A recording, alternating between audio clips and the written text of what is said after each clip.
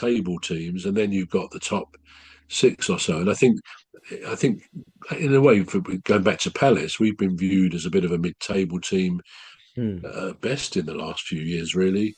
Um, Before that, tended to flirt with relegation, but now I think Palace have made the move up into being a hopefully a top half team. You can see there's Yeah. been a real impact, but yeah, I don't think that would be beyond a team like Wolves. Yeah, they're probably not investing because Mm. teams in the lower side of things in the Premier League don't really have the resources. You Uh, can't defeat the financial fair play rules depending on your ground mm. size, your turnover, and yeah, it's hard, as you rightly say. Teams like Southampton and others, they struggle against the odds. And indeed, I would Yeah. have included Palace in that. We don't really have the money to buy hugely expensive players. We've just been lucky Yeah. to buy very good players from lower leagues.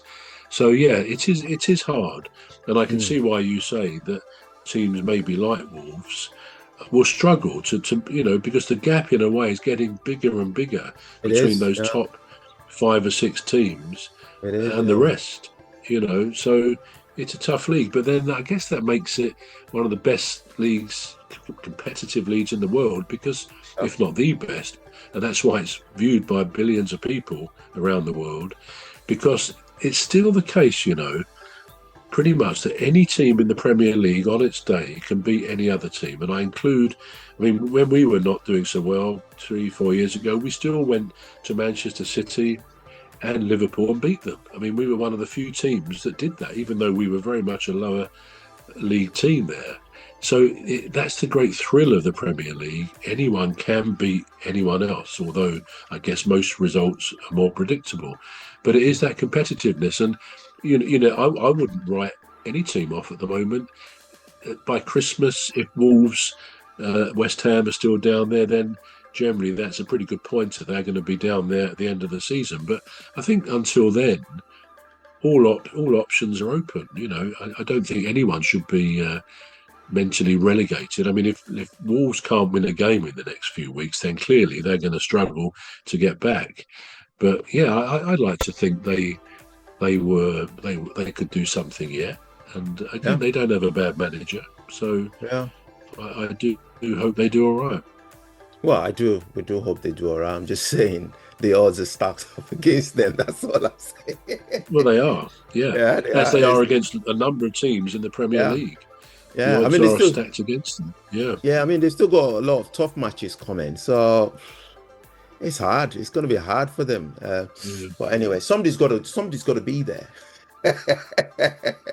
Well, that's It's, true. Of yeah, course, that's true. But it's they not could meant to. be there, and it could all be very much tighter, though, couldn't they? I mean, True, true. Wolves are becoming a little bit adrift by 2 points. I mean, that's not good, is it? No, no, it's not. Yeah. Right. Okay. So we go to Arsenal now. So Arsenal Wenger, I believe he said something some years ago. He made a proposal to the body of that regulates the officiating. I think they called IFAB. Now, I don't know what that stands for. I'll have Right. to look that up. He said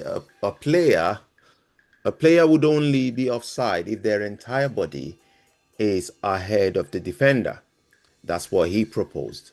Hmm. Now, they saying the idea aims to reduce millimetric controversies and increase the number of goals, but it would completely change how teams defend. It would.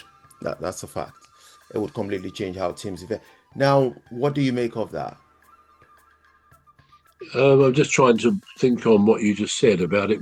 They say it will completely change the way teams defend. Hmm.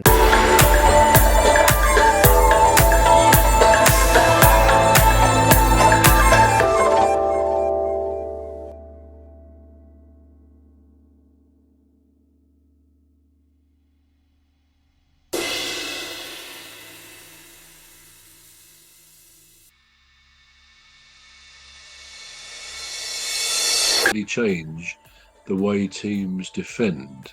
Hmm. Um, in other words, I guess there would have to be some measure of daylight between the striker and the defender who would otherwise be playing him onside. In other Yeah. words, if the whole body has got to be offside, Yeah. and you know, in some ways, we could say that's how it used to be before VAR. Now, it may not technically have been that, but Yeah. generally, a linesman or lineswoman, Mm. assistant ref is the correct name, an assistant ref, they would put their flag up if there was a clear offside. But when you think of the way the machinery of VAR works, and now an offside rule is really a right or wrong decision because of they're either offside or they're not. But the Right. technology enables it to be that accurate. Then it very often is the heel of the boot or something like that, or the toe of the boot that's Mm. offside, or a hand. I mean, I think it has to be something with which you could score the goal. I Right. think it has to be that. But that, let's face it, that could be much of the body because it can cannon in off much of the body. Mm. Um, but in a way, it used to be that because I don't think you'd have the ability of the assistant ref to put the flag up if actually just a tiny part of the striker's or the person's body is this side of the defender. So it probably Mm. always was like that.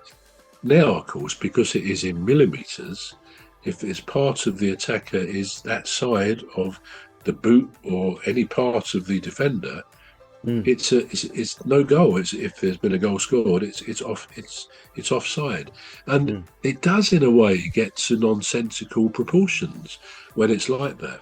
But having said that, at least the rule is clear. If there's any part of the attacker that is beyond goal side of the defender, and there's Mm. no other defender in line, then it will be a null and void goal. It will be offside. Mm. Now, the question is, what do we think about that? If that's Arsene Wenger who's actually suggesting that, he's obviously every so often a significant rule change happens in sports, particularly say in football, which would make a difference. I'm just trying to work out why you said, or why you said somebody said, it would change the way defenders play the game. Mm. Because they will always want to try and make an opponent offside by going forward if there's a free kick coming over or whatever. Mm. So what would they not do, or what would they do Well, differently if they had to completely be offside? mm.